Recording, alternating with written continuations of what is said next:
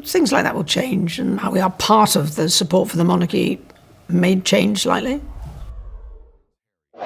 Princess Anne flatly refused to curtsy to the new Queen Camilla in front of the assembled courtiers, leaving behind a humiliated, frozen smile. The exact moment King Charles witnessed this silent act of defiance with his own eyes, the entire new reign was altered forever instantly, plunging into a fierce underlying crisis. Insider sources confirm that this was no accidental slip or mistimed gesture, but a resolute declaration of war to defend a sacred honor. Anne was determined to block Camilla from crossing the line to seize the legacy, inheritance, and sacred jewelry of the late Queen Elizabeth II. The heated confrontation behind closed doors exposed a deeply fractured royal family, torn between those defending the justice of the deceased and a regime deliberately manipulating grief to manufacture an artificial peace. Will King Charles be able to use the weight of his crown to force submission, or will he watch helplessly as royal trust crumbles from within? How will Prince William and Princess Catherine act in the face of the toxic silence eating away at their family? And what devastating aftershocks will this battle for the throne leave behind?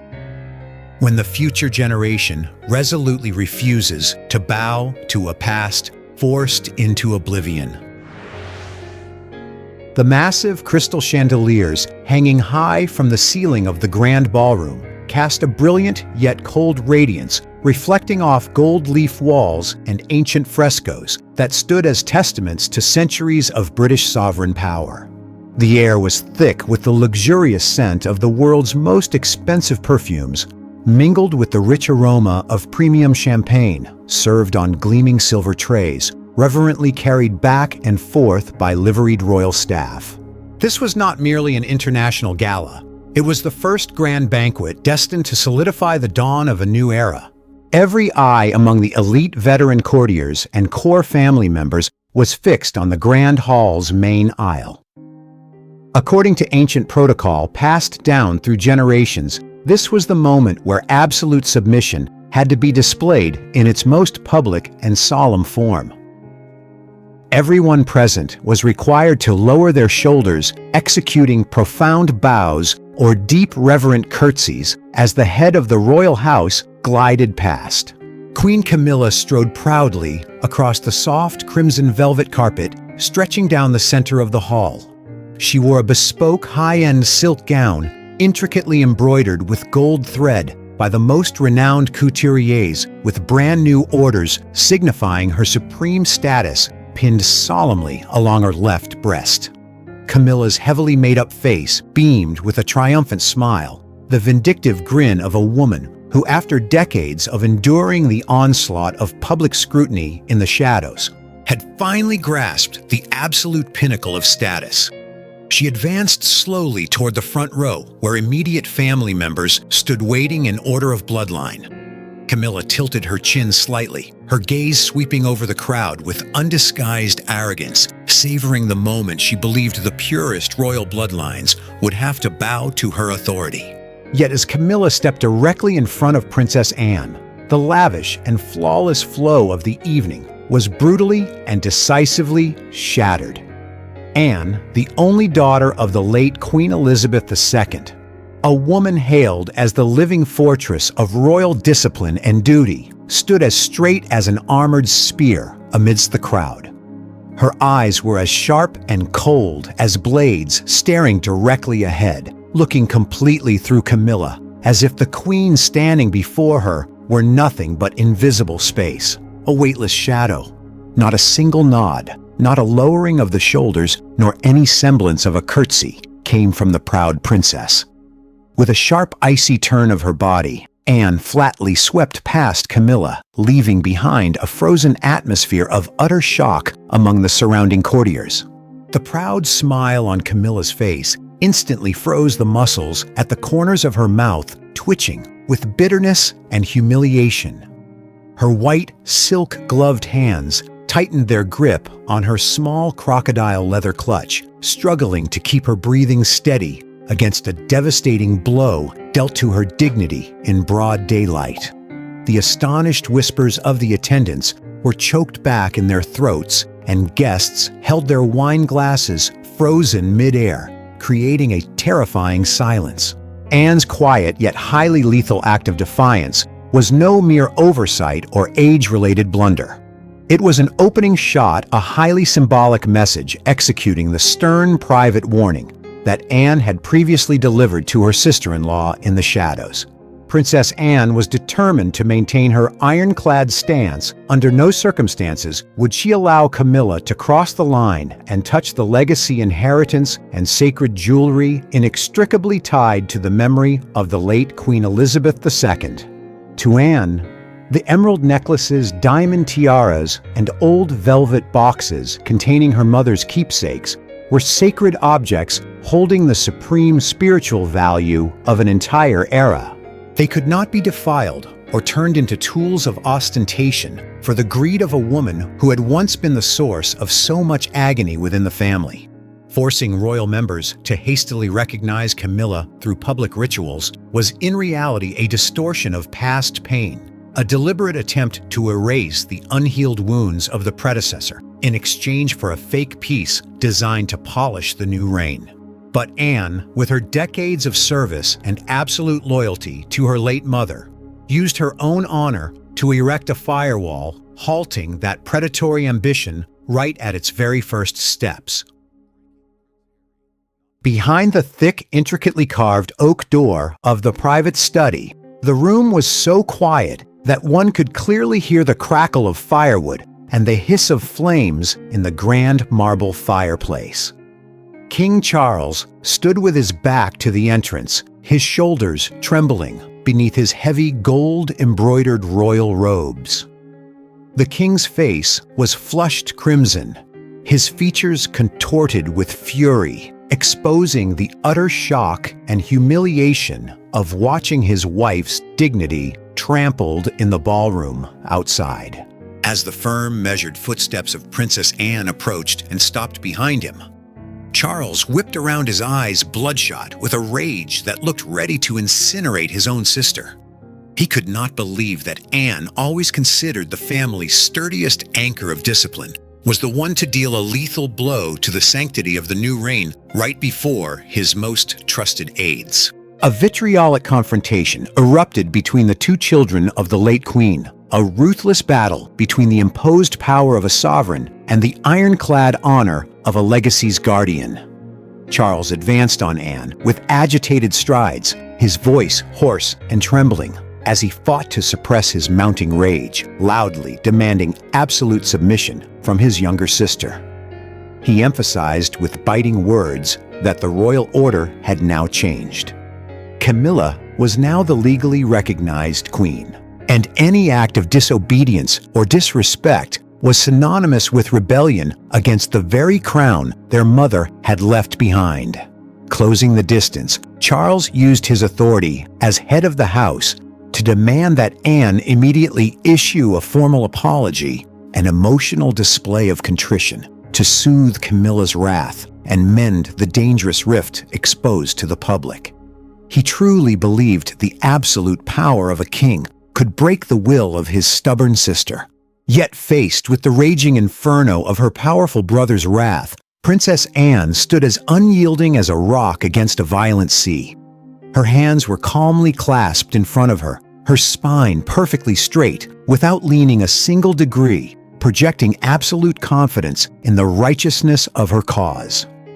Anne's gaze was cold and sharp as twin daggers staring directly into Charles's eyes, reflecting all of the king's fury right back at him without a shred of fear or hesitation. Anne spoke plainly, her clear, ringing voice echoing through the vast room, completely cutting off her brother's threats. She reminded Charles of her decades of service, a woman who had navigated over half a century of the royal family's turbulent history, who had stood beside and carried the weight of the realm with the late queen during its darkest, most grueling hours, something Camilla had never done and would never be capable of doing.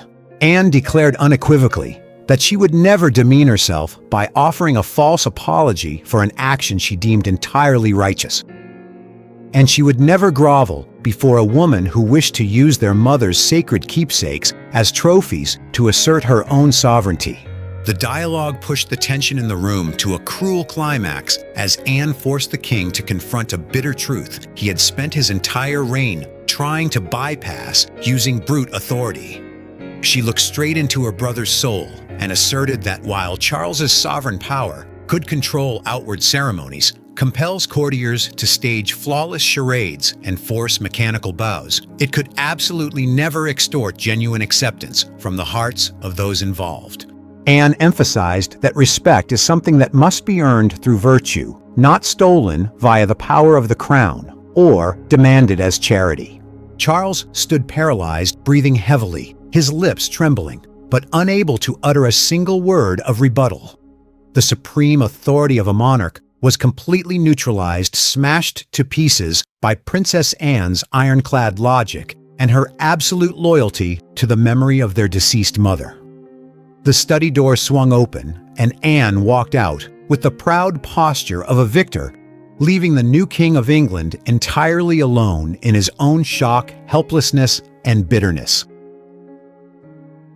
The moment thick darkness enveloped the ancient spires of the palace, internal phones, reserved exclusively for the media relations team, began to ring incessantly with emergency signals. Princess Anne's flat refusal to curtsy to Queen Camilla was no longer just a domestic squabble within a wealthy family. It had become a political detonator of catastrophic proportions, capable of completely obliterating the facade of the new reign if leaked to the outside world.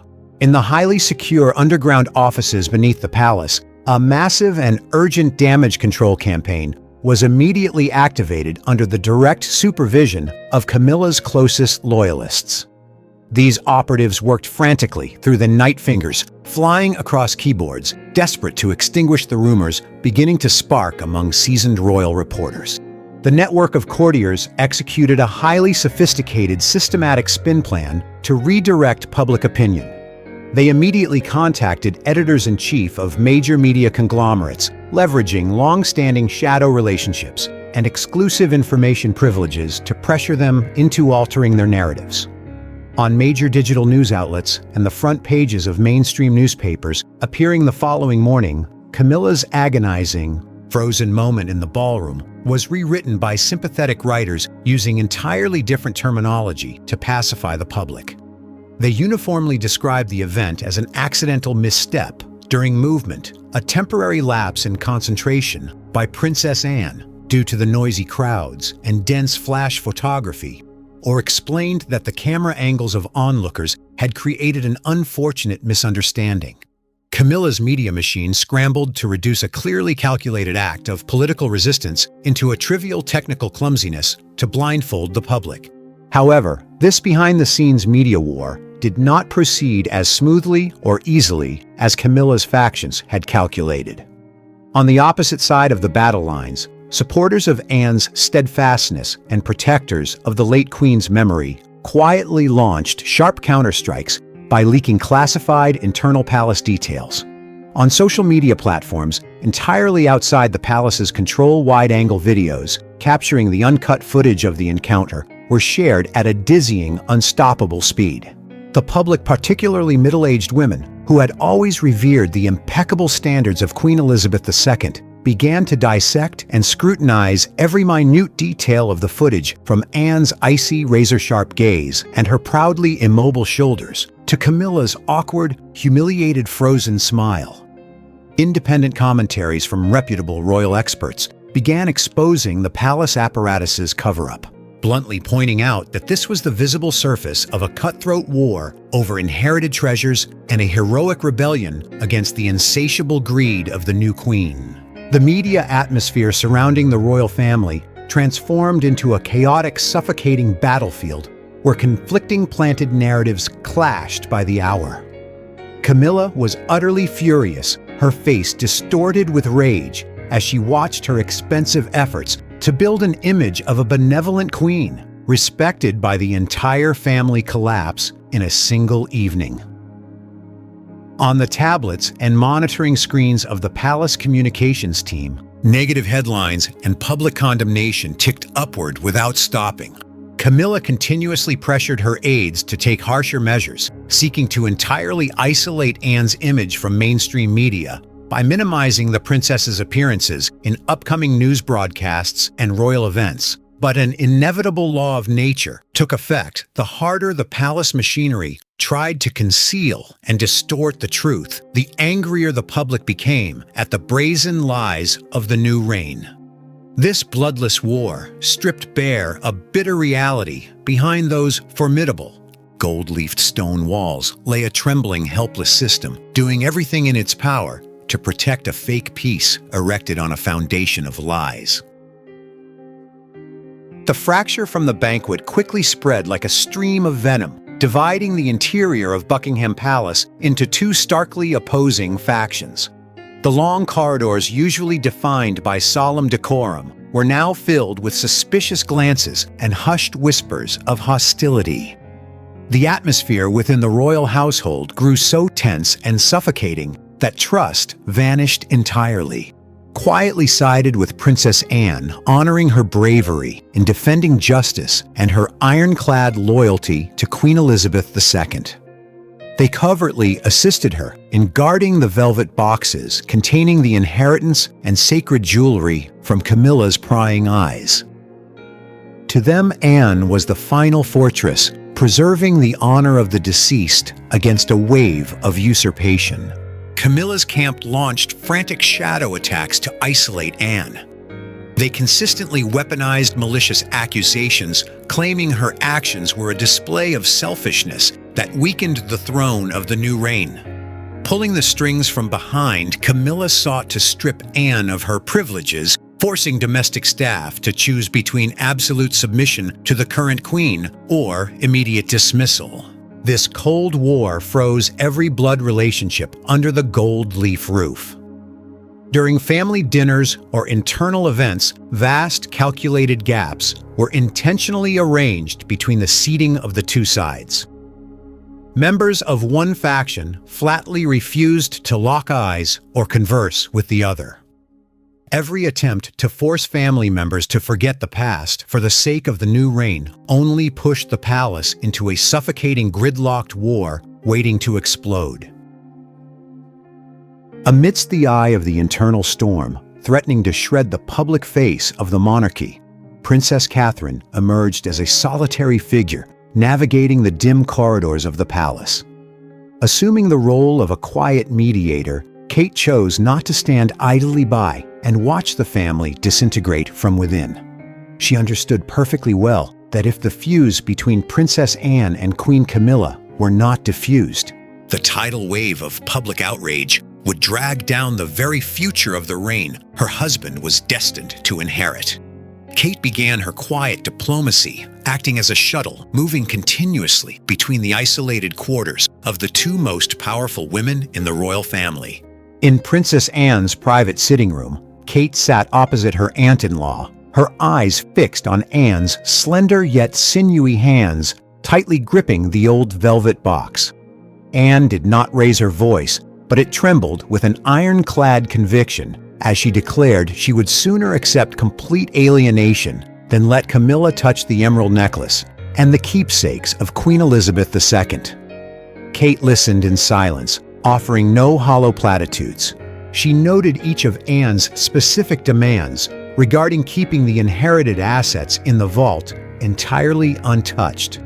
She understood that for Anne, this was no material dispute, but a life-or-death battle to protect the final shred of dignity belonging to her late mother. Immediately following this, Kate had to transition to Camilla's private residence, where the new queen was furiously ordering staff to purge all old photographs of the previous era from the staterooms. Camilla's face was twisted with rage, her lips pressed into a thin line as she saw Kate enter. Having just ascended to the peak of the throne, the woman laid down an uncompromising ultimatum. Anne must execute a public curtsy at the next grand gala.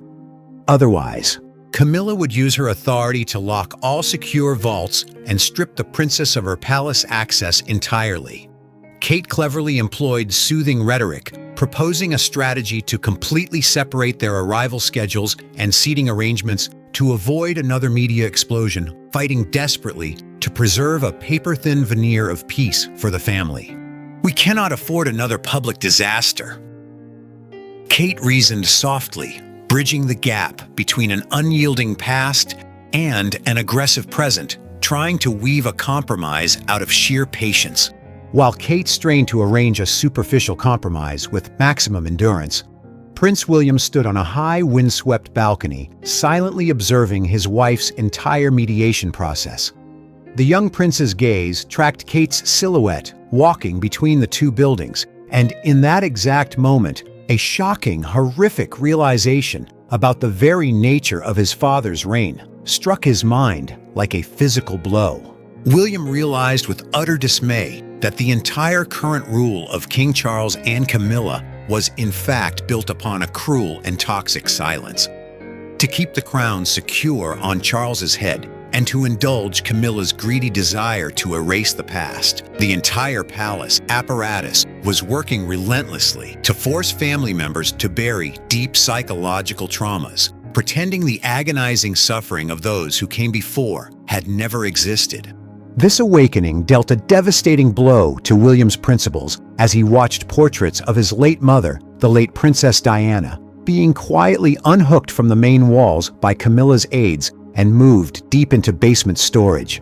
He understood that what Kate was trying to achieve, despite her noble intentions to protect the family, was merely applying a thin layer of plaster over a wall that was rotting and decaying from within. Resentment toward the hypocrisy of his father and stepmother ignited into a smoldering fire within the heir apparent. He saw clearly that this silence was not golden. It was a slow poison draining the vitality and morality of his house. And if he continued to complicate himself in this charade of artificial peace, his own future and that of his children would be buried in permanent deceit. Prince William's awakening immediately pushed the covert battle for the throne to its absolute peak of tension and drama. No longer a passive bystander, William decided to step out of the shadows, publicly standing shoulder to shoulder with Princess Anne, to establish a righteous front directly opposing the monarchy's forced impositions. He understood that the vital lesson for his own future reign was that it must never be built on lies and hidden trauma, and the only way to salvage the family's honor was to let the raw truth be exposed, even if the price to pay was the irreparable shattering of blood ties. The conflict erupted into a fierce standoff when Queen Camilla, completely disregarding Kate's prior diplomatic warnings, executed an incredibly audacious move to assert her supreme ownership over the treasures. She ordered her trusted team of aides to descend into the vault, utilizing a master key to open the velvet box containing Queen Elizabeth II's sacred emerald necklace, preparing to wear it for an official royal portrait session. This was a direct, frontal provocation, a ruthless attempt by Camilla to stifle Anne's spirit of resistance and prove to the entire royal family that no one could stop her from claiming the legacy of her predecessor. However, just as Camilla's attendants reached the vault door, they were stopped dead in their tracks by an unyielding, immovable barrier. Princess Anne was already standing there, her hands tightly clutching the single original key to the vault lock, her face as cold as granite. Right behind her, Prince William stepped forward, his broad shoulders and piercing gaze casting a terrifying psychological weight over the opportunists. King Charles arrived shortly after receiving the alert, his face purple with rage. Using the full authority of both a father and a king, he roared, demanding that Anne surrender the key, and ordering William to step back, threatening to banish both of them from all royal residences if they persisted in this act of defiance. Faced with the fury of the reigning King of England, William did not retreat a single inch. He looked straight into his father's eyes and delivered a resounding declaration, passing a definitive verdict on the palace's long-standing toxic silence. William's voice echoed throughout the corridor, exposing the truth that the new reign was deliberately using power to force everyone to forget the past. to forget the women who had dedicated their entire lives to this throne, all merely to serve Camilla's vanity and greed.